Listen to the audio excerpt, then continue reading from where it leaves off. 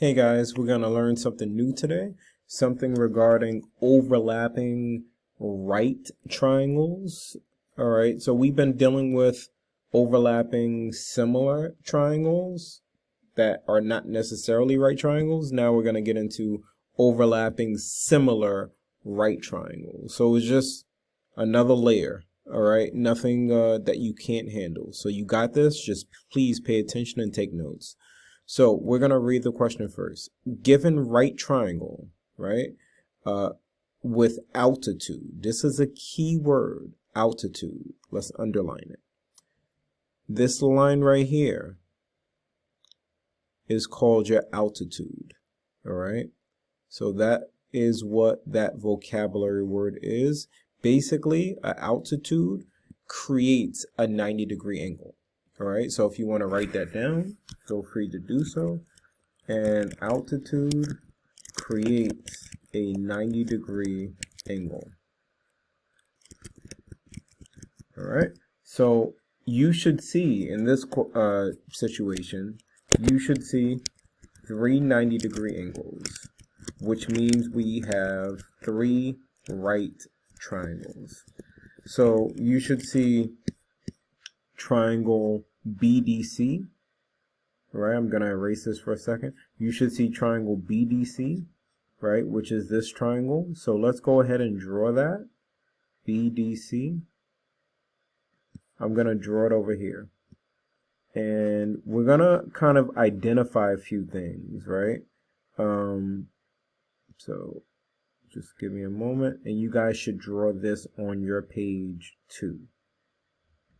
B, D, C. And pardon my how my letter D looks.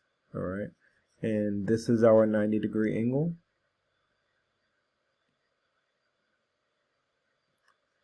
You should realize that this number for DC is going to be 1.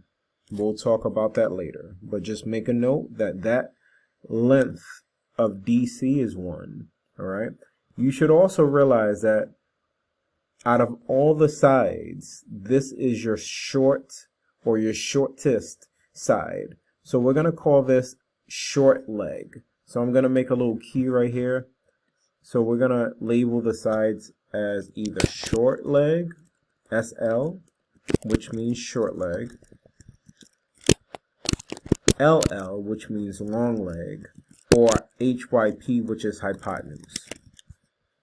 So you should realize that this line right here, since it's opposite the 90-degree angle, is your hypotenuse. And obviously there's only one side that's left, so that has to be your long leg.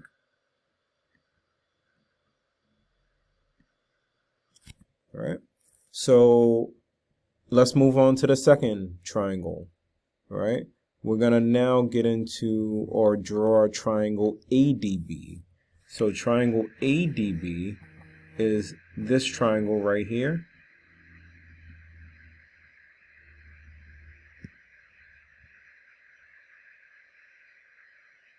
All right, part of my tracing.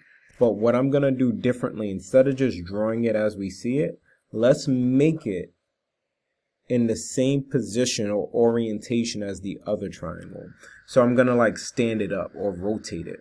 So we're gonna draw triangle ADB. So, and then A would be up top, right? The 90-degree angle is still located at point D. So this is still D. And we have the letter B at the other end. All right, and they labeled AB as X, and they labeled AB as 11. All right, now you're going to draw a triangle ABC, and again, I'm going to stand it up. Now we're going to draw a triangle ABC, so we're also going to try to stand up that triangle to make it so that it looks like the same orientation. So let's erase this tracing, and we're going to draw the entire triangle ABC. So I'm going to trace it first. So A, B, C. All right. So let's go ahead and draw that. So I'm going to make it so that it looks, again, the same way as we have the other two. Right? A is going to be up top, or can be up top. B is where the 90-degree angle is, so that's where we're going to write this letter. And then we have C. All right. So now we're gonna write what we have. So we know that AC is 12 because it says it's 12. We know that AB is X. Right? So we're gonna label the sides as we did the other two. So this is going to be my short leg. This is my hypotenuse.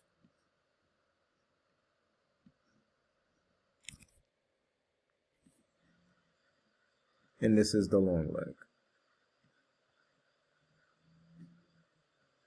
So same thing, short leg, hypotenuse, and you guys should do the same exact thing, and I recommend doing this for every single question. And long leg. So with that said, we're going to try to create a proportion now, right? So notice we're looking for the length of AB. The only triangles that have AB in them are the second triangle and the third triangle. So we're going to focus only on those triangles. So we're going to ignore this triangle. Not to say it's not important, but it's just not important for what we're trying to find, right? So we're going to ignore it for now. You don't have to cross it out on your page. I'm just cross it out because I don't want you to look at it. So we're going to try to set up a proportion. So we can do the blue triangle over the purple triangle, right? So we could do long leg over long leg.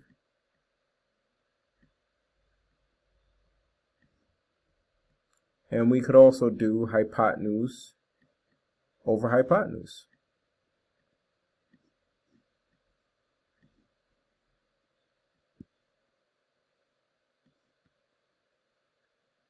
All right. Sorry for the delay in my writing speed.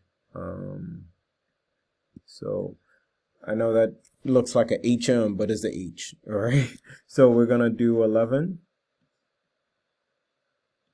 over X.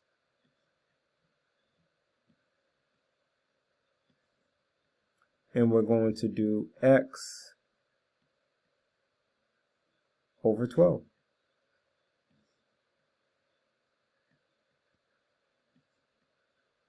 So this is nothing different than what you guys have been doing. Now we're just going to cross multiply, right? So when we cross multiply, we're going to get, let me put this in a different color. So we're going to multiply X times X. All right, from algebra, you should remember X times X is X squared.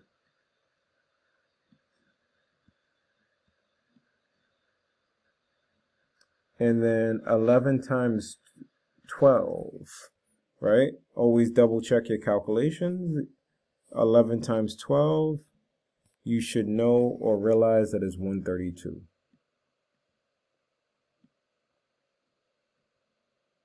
So at this point, what do we need to do to get X by itself? Well, since we have an X squared, the opposite of X squared is square root. So we would take the square root of X squared and the square root of 132.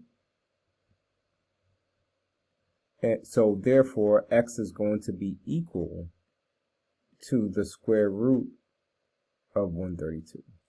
Now, I'm not concerned about you guys simplifying the square root. We'll get to that another day. For now, I just want you guys to be able to get the square root of 132 as your final answer, which in this case it is, right? If you understand that part, then you are in good shape. If you don't, pull Professor Moore or Professor Arguello to the side and let them know. Thank you for watching this, and please, if you need to rewatch it, take some notes, please do that. Thank you.